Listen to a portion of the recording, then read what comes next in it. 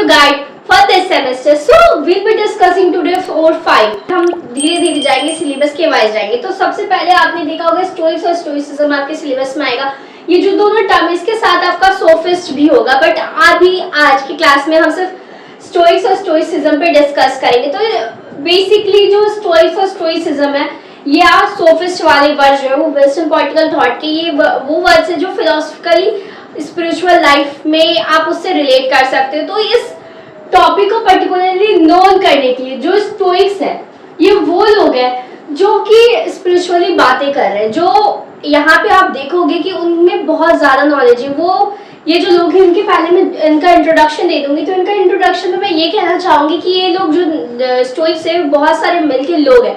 ये पर्टिकुलरली कोई singular person नहीं, मतलब बहुत सारे लोग मिलके जो ये आइडिया फॉलो कर रहे हैं, ये जो स्टोइक्स मतलब ग्रुप फॉर्म कर रहे हैं, तो उसमें बहुत सारे लोग हैं. तो उन लोगों की टीचिंग्स क्या थी, उनके प्रीचिंग्स क्या थे, तो वो कहीं ना कहीं हर जगह हर फील्ड से नॉलेजेबल थे. वो सिर्फ पॉल साइंस नहीं, वो science, मेटाबायोलॉजी, metaphysics, in fact they were having knowledge from every field, economics, science, literature, arts, geography.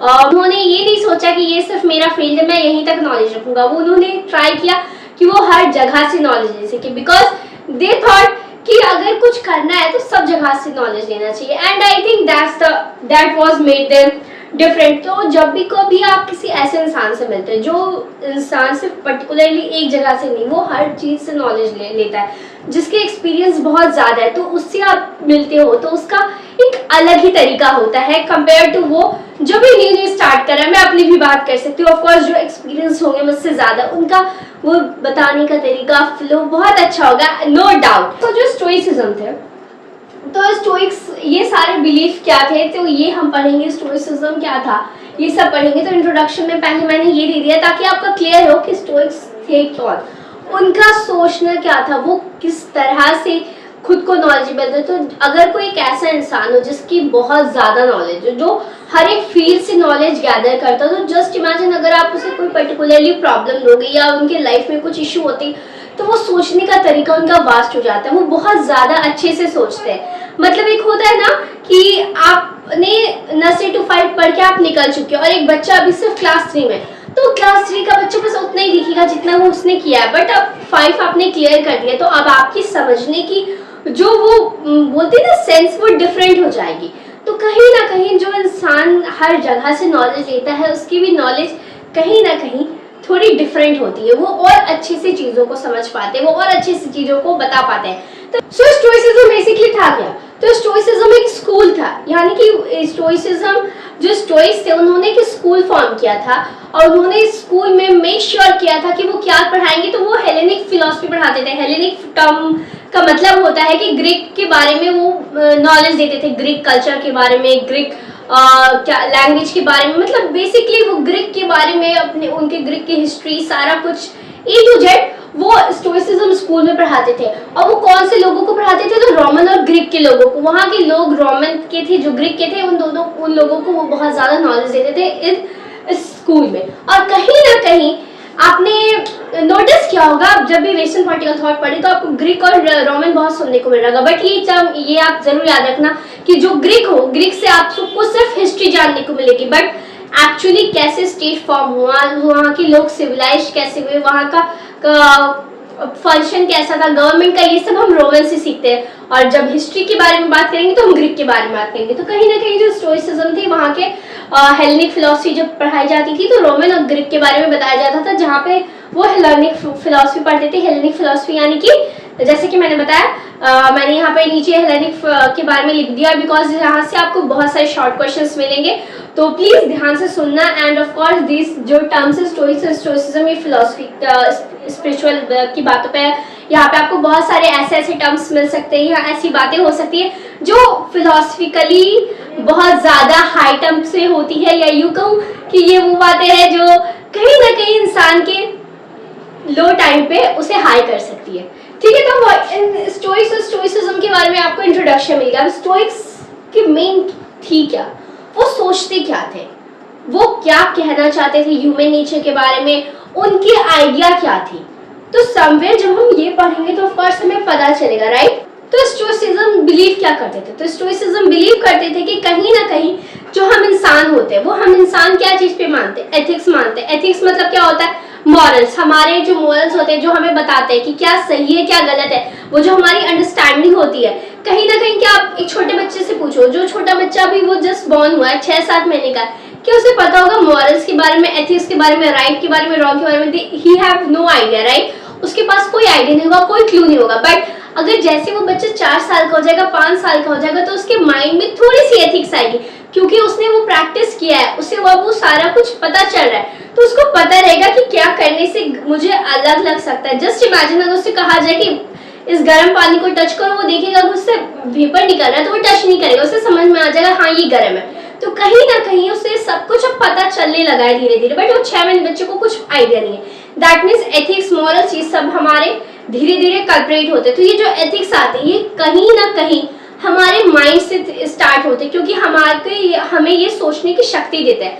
हमें जब ये सोचने की शक्ति मिल जाती है तब हमें पता चलता है कि राइट क्या है, रॉन्ग क्या है। दैट मीन्स कहीं ना कहीं एथिक्स को हम लॉजिक्स के साथ जोड़ सकते हैं, और यही चीज स्टोइक्स बताते थे कि दैट मीन्स आपको एथिक्स, मोरल्स पे काम करना है, बट आपको इस तरह काम करना है कि वो लॉजिक वे में हो, यानी कि वो रैशनल वे में हो, ना कि आप यूं ही कर रहे हो। क्योंकि जब भी हम कुछ करते हैं तो हम उसका कोई सर्टेन पॉइंट निकाल के करते हैं, हम ये सोच के करते हैं अच्छा ये करेंगे तो ये रिजल्ट आएगा, वो करेंगे तो ये करेंगे।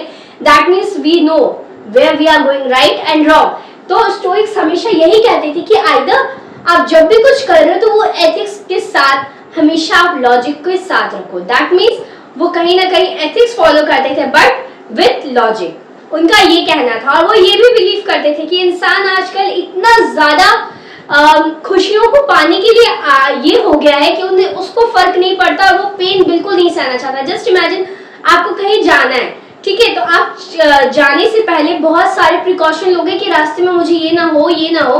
मैं पहले दर्द की दवाई मैंने इतनी सारी भर ली है, मुझे पता नहीं दर्द होगा या नहीं, रास्ते में मुझे क्या बोलते पेट खराब होगा नहीं, ये सर दर्द होगा नहीं, पर मैंने पहले से ही प्रिकॉशन लिए। दैट मीन्स कहीं ना कहीं हम इंसान खुशी तो चाहते हैं but we don't want pain. तो स्टोइक्स यही कहते थे कि आजकल लाइफ में ह्यूमंस इतने ज्यादा ईगर हो गए हैं खुशी के लिए, इतने ज्यादा अपने डिजायर के पीछे भाग रहे हैं, क्योंकि कहीं ना कहीं इंसान का desire to have more of everything. अगर उसके पास 4 ऑलरेडी सामान है वो और चाहेगा। अब हमारे पास एक ऑलरेडी छोटा फोन है पर हमें और चाहिए बड़ा, क्योंकि हम यहाँ पे कंपटीशन कर रहे हैं। We all want more and more of everything.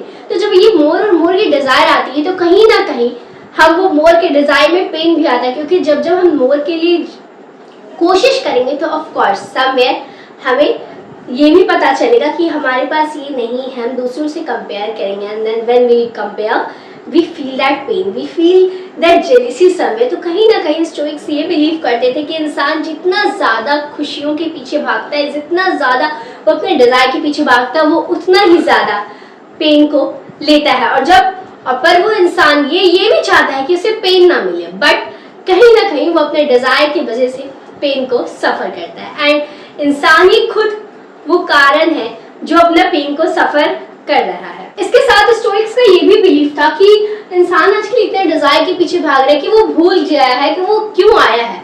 जैसे हम कहते हैं ना, हम इस लाइफ में आए हैं, हम यहाँ पे आए हैं, हमारा कोई मकसद होगा, हमें भी कोई नेचर्स का प्लान को फॉलो करना होगा, हमें भी कुछ नेचर के लिए कुछ करना होगा, राइट? हम कभी कभी सोचते नहीं है माइंड में। तो ये कहीं ना कहीं ये स्टोइक्स इतने ज्यादा स्पिरिचुअली बातें करते थे, वो कहते थे कि इंसान अपने डिजायर में इतना ज्यादा अंधा हो चुका है कि उसे पता भी नहीं है कि नेचर का क्या प्लान है, ना ही वो कुछ कर रहा है। In fact he is doing just what it makes right. जबकि इंसान को इस तरह करना चाहिए, वही करना चाहिए जो सच में सही है, ना कि वो जो गलत हो। यानी कि कहीं ना कहीं स्टोइक्स बिलीव करते थे कि इंसान अपने डिजायर के पीछे भाग रहा है, अपनी खुशियों के पीछे भाग रहा है, दर्द को वो नहीं चाहता है, और कहीं ना कहीं वो नेचर के प्लान को भूल रहा है, और वो ऐसा कुछ कर रहा है जो कि उसके लिए सही है, दूसरों का नहीं देख रहा है। इंस्टेड उसे क्या करना चाहिए, उसे ये भी देखना चाहिए कि जो मेरे लिए सही है वो दूसरों के लिए भी सही है। दैट मीन्स हमें किसी को हर्ट नहीं करना है, हमें अपनी खुशी में होने के बावजूद भी दूसरों को मेक श्योर करना है वो कभी बुरा फील ना करे, उन्हें हम कभी हर्ट ना करें। दैट मीन्स स्टोइक्स बहुत ही ज्यादा अच्छी बातें बताते थे वहाँ के लोगों को। इनफैक्ट स्पिरिचुअली लेवल पे वो बहुत ही ज्यादा बिल्डअप। स्टोइसिज्म स्कूल था, राइट? तो स्टोइसिज्म स्कूल था, फाउंड किसने किया था? तो वो जेनो ने फाइंड किया था, जेनो, JDNO, राइट? तो ये वाला टर्म आपको बहुत सुनने को मिलेगा, जेनो ऑफ सीथियम मिलेगा। जेनो तो ये नाम है, नेम है, बट जेनो ऑफ सीथियम इसलिए कहा जाता है because Scythia was a place where he used to live. ठीक है, तो पुराने टाइम में क्या होता था कि basically to know that person very well, to know who was the person who turn this या हु फाउंड इट, तो लोग पहले अपने नाम के साथ साथ अपने प्लेस का या अपने स्टेट का नाम भी लिखते। तो जेनो ऑफ सीथियम, तो इसलिए सीथियम कहा जाता है because Scythia was the place where Zeno used to live. Okay, तो जेनो ऑफ सीथियम ये जो इंसान था, इन्होंने ये स्टोइसिज्म स्कूल को फाउंड किया था। ठीक है, तो इससे शॉर्ट क्वेश्चन आ सकता है, हु फाउंडेड द स्कूल, तो आप ये लिख सकते हो जेनो ऑफ सीथियम, या वाइवा में पूछा जा सकता है। सो सेंचुरी के थे, 3rd सेंचुरी के थे, यानी इसके साथ। अब इसके अलावा भी स्टोइक्स बहुत कुछ सोचते थे, राइट? तो स्टोइक्स का ये भी मानना था कि कहीं ना कहीं हम जो इंसान होते हैं, हम इंसान के इमोशंस, हम कहते हैं ना कि यार हमने इमोशंस में आके ये गलती कर दी, तो कहीं ना कहीं स्टोइक्स यूज्ड टू बिलीव कि इंसान के जो इमोशंस होते हैं वो बहुत बड़ा मिस्टेक करते हैं, ब्लेंडर करते हैं कि इंसान की डिसीजन लेने में। अगर मान लो आपने किसी के साथ लड़ाई किया, आपके फ्रेंड ग्रुप के साथ, और उस टाइम आप बहुत ही ज्यादा इमोशनली वीक हो, तो आप जब वीक हो तो ऑफ कोर्स आप ऐसा डिसीजन ले सकते हो जो कि शायद फ्यूचर में कुछ मिस्टेक फॉर्म कर सकता है, या फिर आप दोनों की फ्रेंडशिप को खराब कर सकता है, just because of that one moment. तो इसीलिए स्टोइक्स बिलीव करते थे कि इंसान के जो इमोशंस होते हैं वो बहुत ही ज्यादा इम्पॉर्टेंट रोल प्ले करते हैं उनके डिसीजन में। इसीलिए कभी भी इंसान को इमोशंस में आके कभी भी कोई डिसीजन नहीं लेना चाहिए, बिकॉज जब वो इमोशंस में आके डिसीजन लेंगे तो वो डिसीजन उनके लिए बहुत ज्यादा ब्लेंडर करेगी, और आगे जाके वो कुछ मिसफॉर्च्यून या कुछ ऐसा हो सकता है जो कि शायद वो गलत हो, जो कि शायद उस इंसान के लिए बाद में वो गलत साबित हो। इसीलिए कभी भी इंसान को अपने इमोशंस में आके डिसीजन नहीं लेना चाहिए। एंड आई थिंक ये बातें हमें बताई जाती है कि आप जब भी कुछ सोच रहे हो, कुछ ऐसा सोचना चाहते हो, अपने लिए करना चाहते हो, तो इमोशंस से साइड होके आप प्रैक्टिकल होके सोचो। आप इस तरह सोचो जिससे आपको पता चले कि सच में जरूरी है या नहीं जरूरी है। That means Stoics used to believe, क्योंकि कहीं ना कहीं हम जो इंसान होते हैं, हम अपने इमोशंस में आके कुछ ऐसा चीज करते हैं जो कि प्योर नहीं होता, वो रिजिड नहीं होता है, और हमारे डिसीजन भी चेंज होते रहते हैं टाइम टू टाइम। इसीलिए बहुत जरूरी होता है कि हमें एक नेचर के साथ कनेक्टेड रहना, हम एक ऐसे फॉर्म में रहे जो हमेशा रिजिड है। यानी दिस पर्टिकुलर पर्पस स्टोइक्स ने एक वे ऑफ लाइफ को प्रिस्क्राइब किया, उन्होंने अपनी एक फिलॉसफी वे ऑफ लाइफ को दिखाया, किसमें? लेक्स एटर्ना या डिवाइन लॉ में। तो इससे भी एक शॉर्ट क्वेश्चन आ सकता है, in which they describe the way of life, या ये लेक्स एटर्ना का मीनिंग क्या है? तो उसका मतलब होता है वे ऑफ लाइफ। इसके अलावा स्टोइक्स कहते थे कि बेस्ट वे जो होती है लाइफ को बताने की, या बेस्ट जो इंडिकेशन होता है वो उससे पता चलता है कि इंसान का ह्यूमन बिहेवियर, या हम ये कह सकते हैं कि एक इंसान कैसा है, तो वो कैसे पता कर सकते हैं? Bye their actions. कहीं ना कहीं हम कहते हैं ना, वो इंसान सिर्फ बोलता है, करता कुछ नहीं है। दैट मीन्स कहीं ना कहीं स्टोइक्स यूज्ड टू बिलीव कि एक इंसान वही सही है जो इंसान जो कहता है वो करता भी है। That means what he says does the same. That means इंसान को हमेशा वही करना चाहिए जो वो कहता है, ताकि अगर मान लो मैं कुछ कह रही हूँ बट मेरे एक्शंस डिफरेंट है, तो of course no one will believe me, right? अगर मैं कहती हूँ नहीं मैं ये कर लूंगी and I perform this every day, आप मान लो आप कुछ करते हो, ठीक है, और आपने अपने फ्रेंड को कहा कि मैं टाइम पे पहुंचूंगा, बट अब कोई फ्रेंड आपको देख रहा है एक हफ्ते से आप कभी टाइम पे नहीं पहुंचाते हो, ऑफ कोर्स वो आपका फ्रेंड बोलेगा नहीं ये इंसान टाइम पे नहीं पहुंचता, मैं भी लेट होऊंगा। दैट मीन्स अब आपकी वर्ड्स आपके एक्शन से नहीं मिल रहे, दैट मीन्स आपका फ्रेंड भी अब आप पे ट्रस्ट नहीं करेगा। तो इसीलिए कहा जाता है एक इंसान को पर्टिकुलरली जानने के लिए बहुत जरूरी है कि वो इंसान जो कहता है वो इंसान अपने एक्शंस में ये शो करता है। That means to know that a person is worthy of you are not, it's very important कि वो जो कहता है वो इंसान वैसा ही करता है। तो स्टोइक्स का ये भी बिलीव था। एंड एट लास्ट मैं मेक श्योर करूंगी लास्ट की 5 मिनट में मैं स्टोइक्स से जो बिलीव्स थे मैं एक साथ बता दूंगी। अभी मैं डिटेल में थोड़े डिस्कस कर रही हूँ, ओके? और स्टोइक्स इसके साथ ये भी बिलीव करते थे कि अगर कोई इंसान चाहता है कि वो एक अच्छी लाइफ जिए, कहीं ना कहीं कहते हैं ना हम कि अगर आप चाहते हो आप बहुत अच्छे से रहो, आप खुश रहो, आप सराउंडिंग्स बहुत अच्छे रहो, तो आपको नेचर से कनेक्टेड रहना चाहिए, यानी आपको नेचर से दूर नहीं भागना चाहिए। तो वो बिलीव करते थे कि इंसान को नेचर से जुड़ा रहना चाहिए ताकि उसका जो एक लाइफ है बहुत अच्छे से और पीसफुल बीते। अब जेनोफ सिथियम के बारे में आपने स्टोइक्स में पढ़ा, राइट? तो सिर्फ इसके अलावा स्टोइक्स मैंने जैसे कि स्टार्टिंग में आपको बताया था, एक इंसान ही है, Stoics are group of person, ठीक है? बहुत सारे लोग मिलके स्टोइक्स बने हैं, ठीक है? स्टोइक्स सिर्फ एक इंसान ही है, बहुत सारे ग्रुप्स थे, ठीक है? बहुत सारे लोग थे। तो सिर्फ इसमें जेनोफ नहीं था, इसके अलावा भी 2 लोग और थे जो बाद में आके स्कूल ज्वाइन किए, जो कि उन दोनों में से नाम आपको, और पर्टिकुलर लोग थे बट इन तीनों का नाम आपको मिलेगा। तो जैसे कि जेनोफ सिथियम था, इसके अलावा 2 नाम और थे, ठीक है?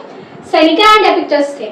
ओके, तो इन दोनों ने जब ज्वाइन किया तो इन दोनों ने भी फर्दर कुछ और कहा, और इन्होंने क्या कहा, उन्होंने ये कहा अपनी राइटिंग्स में कि सिर्फ इंसान का जो ये, उन्होंने तो ये सब बताया था ह्यूमन के बारे में, ये डिजायर ये वो, इन दोनों का क्या था? इन दोनों का कहना ये था कि इंसान अगर जिसके पास वर्च्यू है वो इंसान खुश रहेगा ही। यानी कि वर्च्यू मतलब क्या होता है? इंसान का गुण, इंसान की जो अच्छी चीजें होती है, राइट? तो जिसके पास वो वर्च्यू है, जिसके पास नॉलेज है, गुण है, वो इंसान खुश रहेगा ही, ये तो तय है। ये हम भी कहते हैं ना कभी कभी कि जो इंसान अच्छा है यार उसके साथ बुरा कैसे होगा, उसके साथ बाद में अच्छा होगा ही। दैट मीन्स कहीं ना कहीं दे यूज्ड टू बिलीव कि जो इंसान अच्छा है, जो इंसान हैज द गुड पॉइंट्स, उनके साथ बुरा नहीं होगा। और इसी के कॉन्ट्रडिक्ट में वो क्या कहते हैं, एक सेज कौन होते हैं? एक होली पर्सन होते हैं, यानी कि जो एक ऐसा इंसान जो बहुत ही ज्यादा प्योर हो, बहुत ही ज्यादा इन सारी चीजों से, दुनियादारी से दूर हो, मुक्त हो चुका है, तो उसके साथ कभी बुरा नहीं हो सकता, क्योंकि वो अपने बहुत एक प्योर फॉर्म में है, वो अपने बहुत एक ऐसे फॉर्म में है जहाँ पे वो इमोशनली खुद से इन सब से बहुत ज्यादा दूर है और वो बहुत ही ज्यादा नॉलेजेबल है। तो कहीं ना कहीं उनके साथ कभी बुरा नहीं हो सकता है, ठीक है? और इनके अलावा वो क्या कहते हैं कि जब एक इंसान जो होता है वो कहीं ना कहीं गलती कर सकता है, और जब गलतियां होती है वो कहीं ना कहीं इंसान करते हैं, बट एक सेज कभी गलती नहीं कर सकता। क्यों?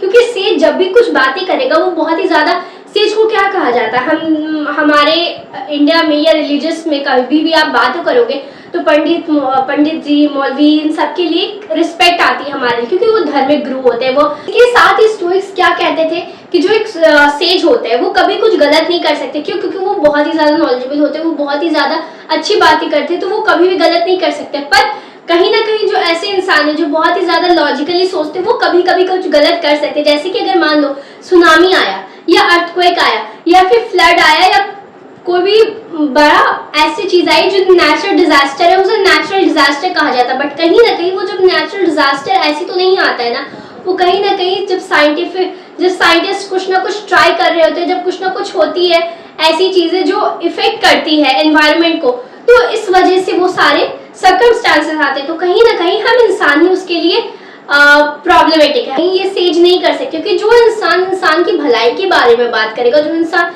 बहुत ही ज्यादा नॉलेजेबल, बहुत ही ज्यादा इन सब से दूर है, जो सिर्फ अच्छी बातें करता है और अच्छे इंसान के बारे में भला सोचता है, वो कभी भी इंसान की बुराई नहीं करेगा। बट जो इंसान बहुत ही ज्यादा रेडिकल सोच रहा है, कहीं ना कहीं वो इंसान इस तरह सोच रहा है कि उसे तरक्की चाहिए उसको और अपने लिए आगे आगे सोचेगा, तो दैट मीन्स कहीं ना कहीं वो इफेक्ट करेगा।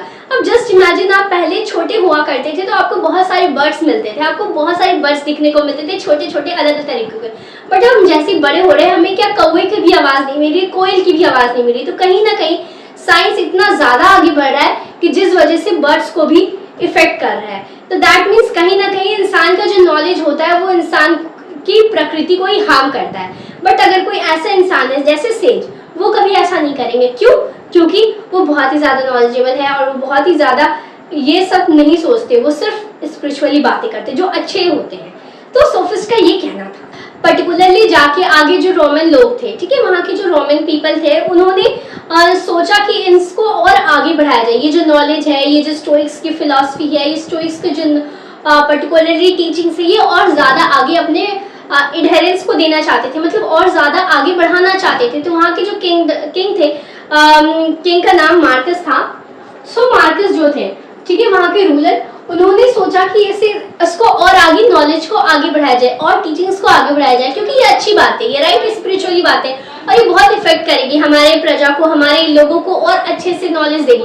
तो वो चाहते थे कि ये ज्यादा और आगे ज्यादा बढ़े। बट कहीं ना कहीं क्या हुआ, लास्ट में एक प्रॉब्लम आ गई क्यों? क्योंकि वहाँ पे जो लोग थे वो क्रिश्चियनिटी को अब फॉलो करने लगे थे। अचानक से क्या हुआ, क्रिश्चियनिटी जैसी आई तो यहाँ पे एक फॉल मिला। क्यों? क्योंकि वहाँ पे जब क्रिश्चियनिटी आई थी तो लोग ये वाले आइडियाज को फॉलो नहीं कर रहे थे, क्रिश्चियनिटी अपनी एक आइडियाज को फॉलो करवाई थी। तो फिर बट ओवर द सेंचुरीज देखा गया कि यहाँ पे फिर से ये वाली चीज फिर से रिलाइट हुई और यहाँ इसके बाद आपको एक न्यू टर्म से वाकिफ होगे और वो है रेनेसांस। कुछ सालों के बाद पता चला कि ये वाली आइडिया, सारी टीचिंग उसको कहीं ना कहीं एक जाके फॉल मिला, क्योंकि क्रिश्चियनिटी आ चुकी थी स्टेट में, सिर्फ हर जगह क्रिश्चियनिटी की बातें चल रही थी। बट फिर फाइनली कुछ सालों के बाद अचानक से एक चेंज मिला, एक नया पीरियड आया जो कि था रेनेसांस पीरियड, यानी कि एनलाइटमेंट का पीरियड। फिर से ये सारी बातें वापस आई, फिर से ये सारी फिलोसफिकल बातें फिर से वापस आई। तो रेनेसांस पे भी एक शॉर्ट क्वेश्चन है that I'll make you understand in the next video. But renaissance का मतलब अभी के लिए आप जान लो, एनलाइटमेंट होता है the new beginning for a particular area period. और इसके अलावा ये था आपका सोफिस्ट पे नहीं था, ये था आपका स्टोइक्स पे। That means this question was for the Stoics, ठीक है। तो स्टोइसिज्म तो हमारा कंप्लीट हो गया। अब इसके अलावा हमारा सोफिस्ट पे तो डिफरेंट वीडियो बनेगा, because particularly these were the thoughts, these were the ideas, philosophically बातें थी जो उन लोगों को ही बारे में थी। तो दोनों डिफरेंट है, बट ये स्टोइक्स का इतना कुछ था। And I make sure that मैं कुछ थोड़े जो टर्म्स होंगे जो इंपॉर्टेंट होंगे, I write it down for you guys. एंड above all, thank you for today and I hope to see you next time.